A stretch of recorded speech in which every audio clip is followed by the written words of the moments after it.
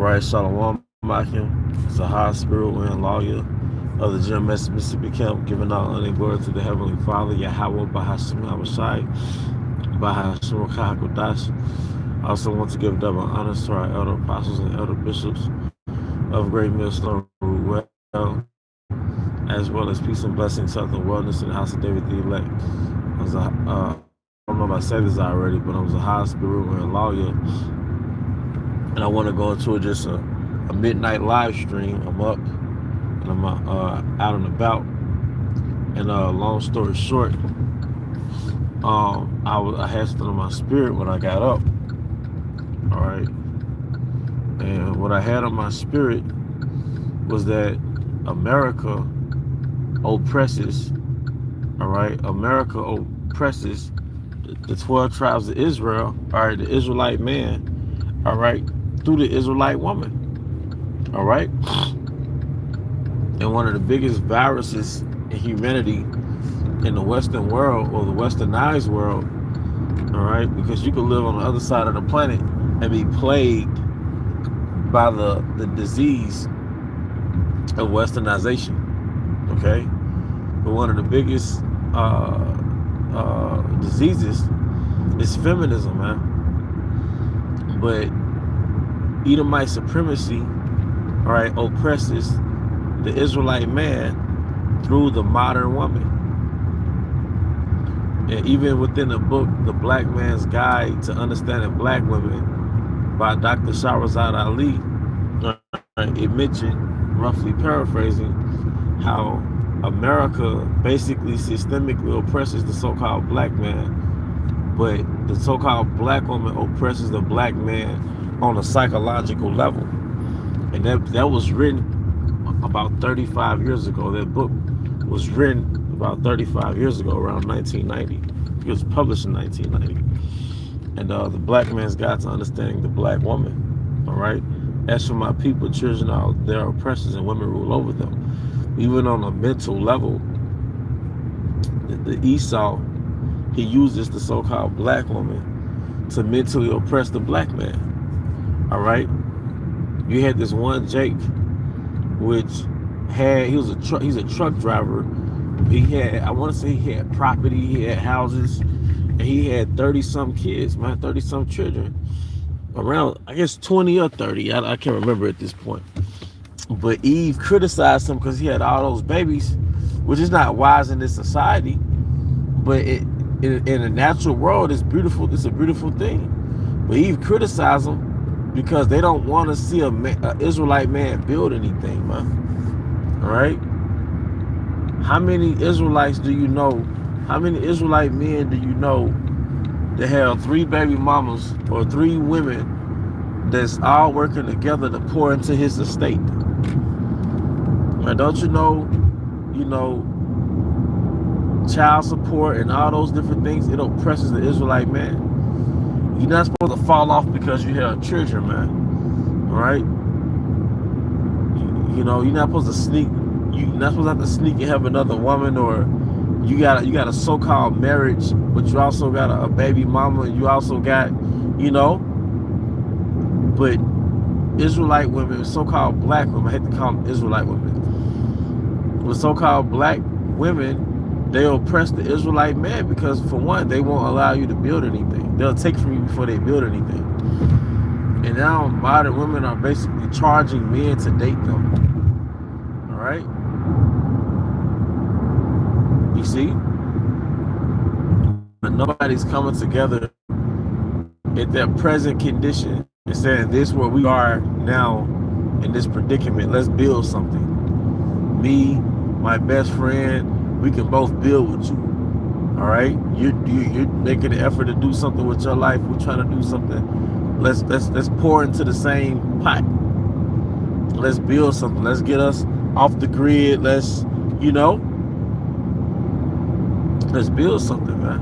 But Eve won't do it. There's no concrete reason why she won't do it, except the fact that she don't want to give you any type of power. Okay?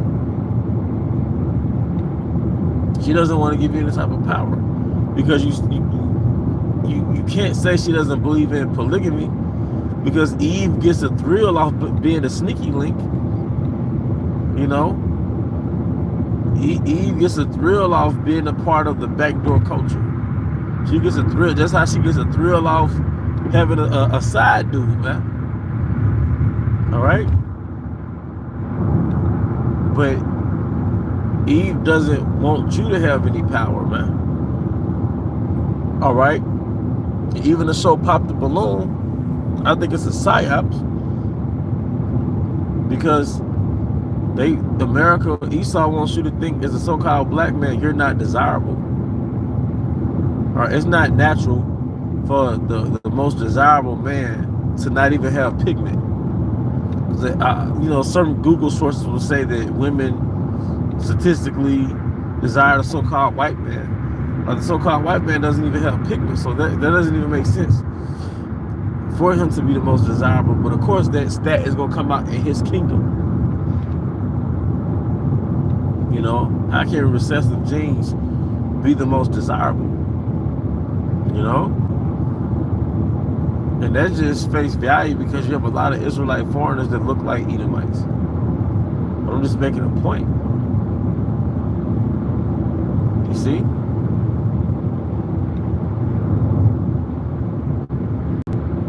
But,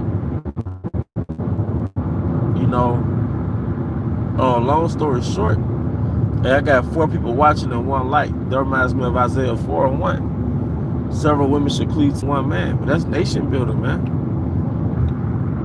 All right, because here in America, you know, of course the average Israelite woman, or the average so-called black, Hispanic, Native American woman, they don't want to share a man. They don't want to share a man, right? But they'll go and work in this office building, all right, whereas multiple women, all right, coexisting with each other. And basically they're cohabitating because they're around each other for the majority of the day. Like at a bank, there might be 7 women in one office, all right, 7 bank tellers, where they're all dealing with each other. They're all tolerating each other. And they're all pouring into the bank owners, they're pouring into his children's future. All right, they're pouring into the bank owner's last name. Even smaller businesses where the owner is of another nationality, where several women working in this particular establishment, or several people working in this particular establishment, all right, that's ran by the store owner, but all their labor is going into the store owner's bank account. And it's going into his children's future.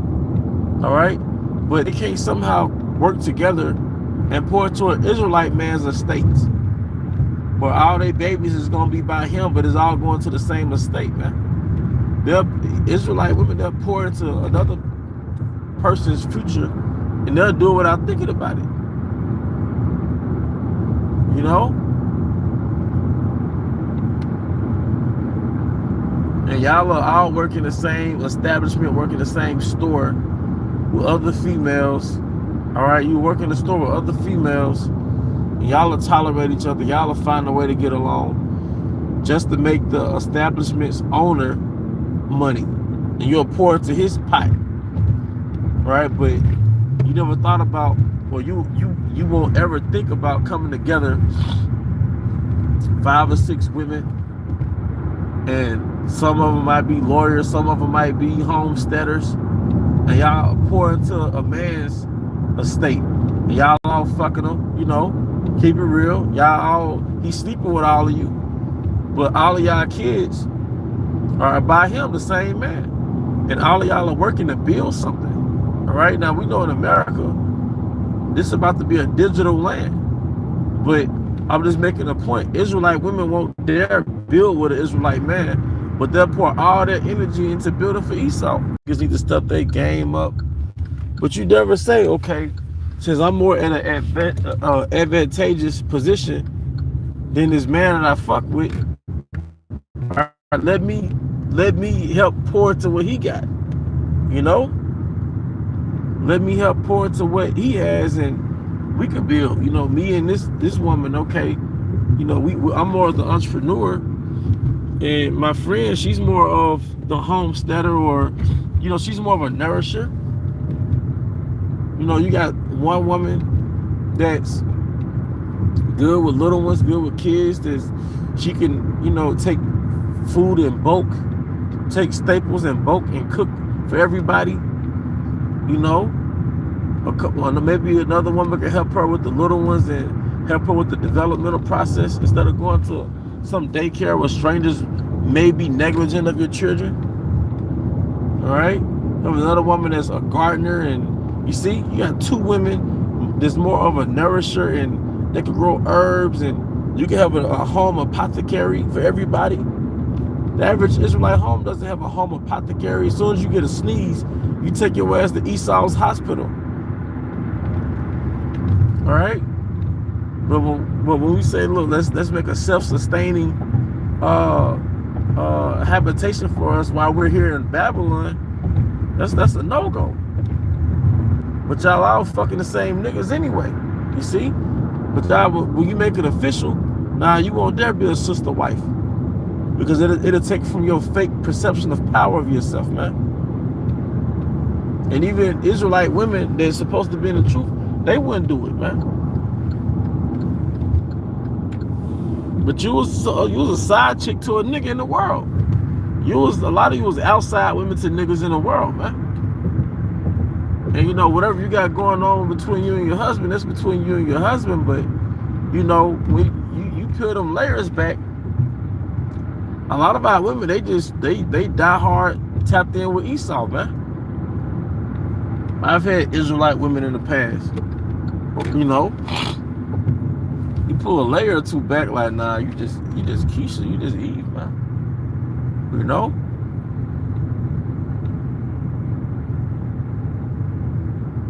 But what Tupac say, that's just the way it is. Things will never be the same. You know? Until all hell breaks loose and women get in survival mode. You know? So Eve oppresses Jake, man. The abortion clinic. All right, child support. You know?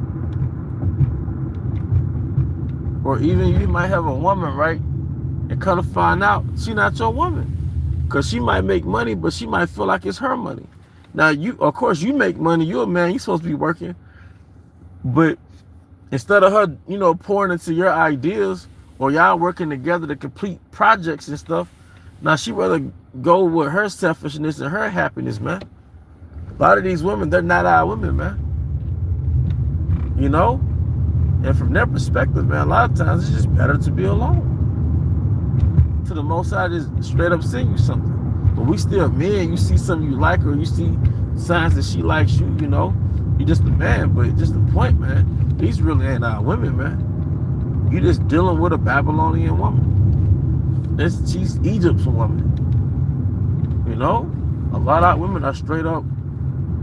They're property of Esau. You know, but that's pretty much the point, you know. You know, that's pretty much the point. You know, I hope this is edifying. You know, Jake get up at middle of the night, because I didn't do a lesson yesterday. But Jake get up, and you know, you gotta do what you gotta do. But with that, I hope this is edifying. Once again, I want to give all honor and glory to the Heavenly Father, Yahweh, Bahashim Yahushai, Bahashim Hakudash. I also want to give double honors to our elder apostles and elder bishops of Great Millstone Rule Well. Peace and blessings, health and wellness to the house of David the elect. Abba Baal, Kum Yashala, Shalom.